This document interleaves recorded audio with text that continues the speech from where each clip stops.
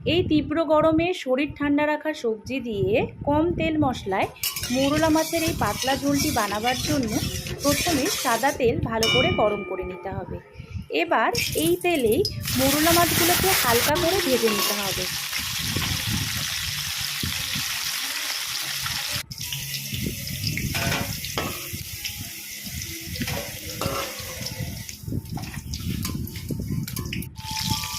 এইভাবে সব মাছগুলো ভেজে নিতে হবে।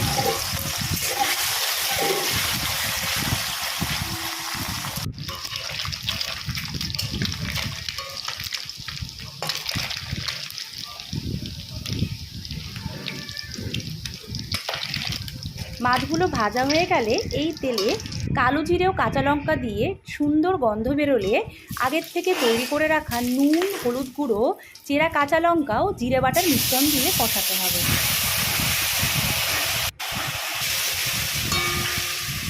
এবার কেটে রাখা ঝিঙে ও ডাঁটা দিয়ে মশলার সাথে একটু ভেজে নিতে হবে।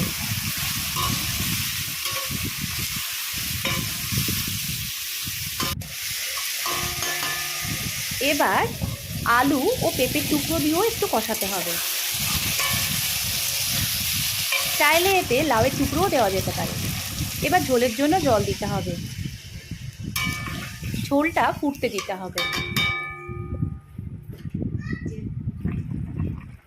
ঝোল ভালো করে ফুটে উঠলেই ভেজে রাখা বড়ি ও মাছগুলো দিয়ে দিতে হবে।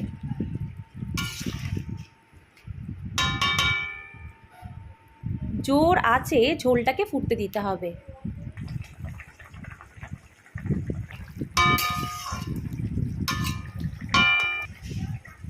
মাছ ও বড়িগুলো নরম হয়ে ঝোলটা টানিয়ে নিলেই তৈরি।